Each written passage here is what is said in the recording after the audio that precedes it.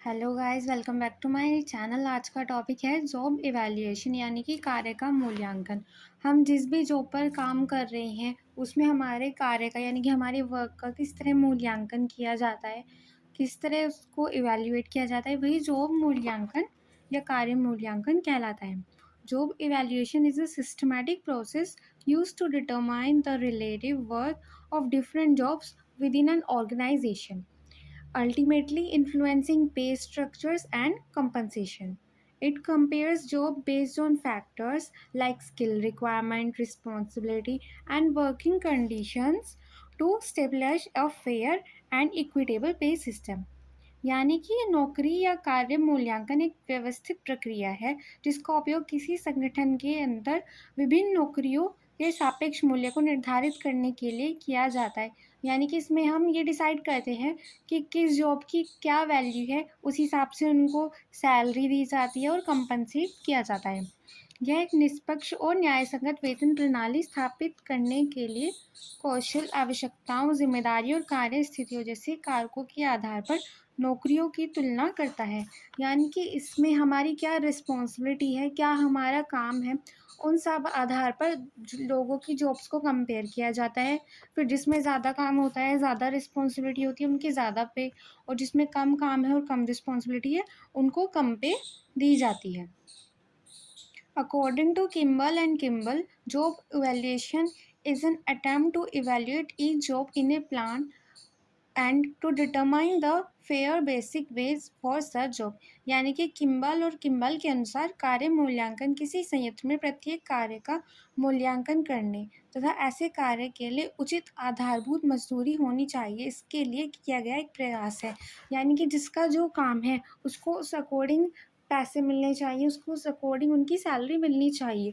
क्योंकि अब हमारे जो अगर हम कोई प्लांट है, हमारी कोई फैक्ट्री है, उसमें बहुत तरह के काम होते हैं। अब उसमें हमारे जो वर्कर्स होते हैं, फिर उनका जो उनको सुपरवाइज़ कर रहे हैं वो होते हैं, उनका काम सुपरवाइज़र का ज़्यादा होता है। वर्कर क्या करेगा? सिर्फ़ अपना काम करेगा जो उसको टास्क मिला है।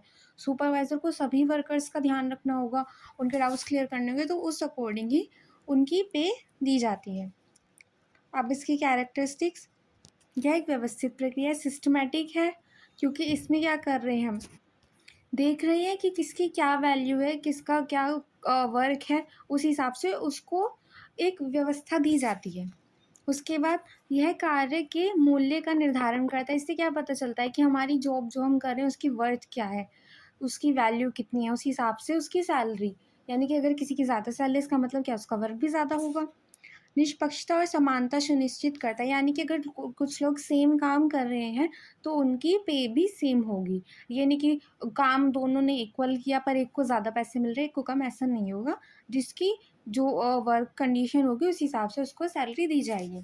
अब कार्य का विश्लेषण और तुलना करता है। यानी कि अगर दो लोग सेम काम कर रहे हैं, सेम टास्क दिया है, पर एक ने कंप्लीट कर लिया और दूसरे ने नहीं किया, तो इससे हम उनका ईज़िली कंपैरिज़न कर सकते हैं कि कौन अच्छा काम कर रहा है, कौन कम काम कर रहा है। उस अकॉर्डिंग हम उनको एक्स्ट्रा पैसे दे सकते हैं, गिफ्ट दे सकते हैं, एडवांस दे सकते हैं, जो उनके काम के आधार पर हो। इससे क्या होती है, वेजेस स्ट्रक्चर हमारा इम्प्रूव होता है, क्योंकि हमें पता रहेगा किसने कितना काम किया है। उस हिसाब से अगर हम उसको पे करेंगे तो इससे हमारी जो वेतन संरचना होगी वो सुदृढ़ होगी। श्रमिक असंतोष को कम करता है, क्योंकि अगर हम उसके अकॉर्डिंग, उसके काम के अकॉर्डिंग उसको पैसे देंगे तो उनमें क्या होगा, असंतोष नहीं होगा, वो सेटिस्फाई रहेंगे। रिड्यूस वर्कर डिससेटिस्फैक्शन, क्योंकि अगर हम उसको बताएंगे भाई तुमने, हमने 1 घंटे के हिसाब से तुम्हारी इतनी पे रखी है, तुमने उसमें अगर 40 घंटे के हिसाब से तुम्हारे इतने रुपए बैठ रहे हैं पर तुमने 35 ही घंटे काम किया है, उस हिसाब से हम उसको क्लैरिटी दे सकते हैं कि अगर आपकी पे कम है तो क्यों है, और अगर दूसरे पर्सन की पे ज़्यादा है तो वो क्यों है। अब इसमें जो कार्य मूल्यांकन, जो भी वैल्यूएशन की विधियाँ होती हैं वो 2 तरह की होती है। एक होती है क्वांटिटेटिव, एक होती है नॉन क्वांटिटेटिव। तो इसमें एक होता है रैंकिंग मेथड, एक होता है ग्रेडिंग। रैंकिंग का मतलब है कि हम कार्य को रैंक के हिसाब से कर रहे हैं कि किसकी ज़्यादा रैंक है, यानी कि किसमें ज़्यादा मेहनत का काम है, ज़्यादा टाइम लगेगा, ज़्यादा ध्यान रखना पड़ेगा, और किसमें कम मेहनत लगेगी, कम काम करना पड़ेगा। और ग्रेडिंग का मतलब है कि हमने जो रैंक दी हैं, जैसे 3-4 अलग-अलग तरह के वर्क हैं, उनमें हमने सबको रैंकिंग दे दी है। अब हम उन उसमें डिसाइड कर लेंगे जिनमें सबसे कम नंबर वाले होंगे उन सबको ग्रेड ए में डाल देंगे, जो उससे थोड़े ज़्यादा होंगे उनको ग्रेड बी में डाल देंगे। या फिर इसका अपोज़िट कर सकते हैं, जो सबसे ईज़ी टास्क हैं उनको हम ज़ेड से या फिर जो भी जितने भी वर्क होंगे उस अकॉर्डिंग, और जो सबसे हार्ड टास्क है वो हम ए, बी, सी इस अकॉर्डिंग रख देंगे। अब उसमें आते हैं क्वांटिटेटिव, यानी कि हम क्या कर रहे हैं, पॉइंट्स दे रहे हैं। पॉइंट्स के हिसाब से या जो जिसका काम है हम उसके बेस पर उसको पॉइंट्स दे रहे हैं। एंड में हम उन सब पॉइंट्स को कैलकुलेट करेंगे, जिसके ज़्यादा पॉइंट्स होंगे सबसे उसको उस अकॉर्डिंग पे किया जाएगा।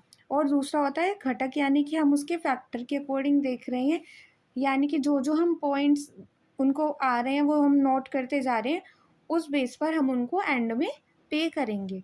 ये जो पॉइंट मेथड है ये फैक्टर्स के बेस पर ही बनाया जाता है। सबसे पहले हम उनको फैक्टर्स में डिवाइड करते हैं, फिर उस अकॉर्डिंग उनको पॉइंट्स दिए जाते हैं। तो आई होप आपको ये चारों मेथड क्लियर हो गए हों।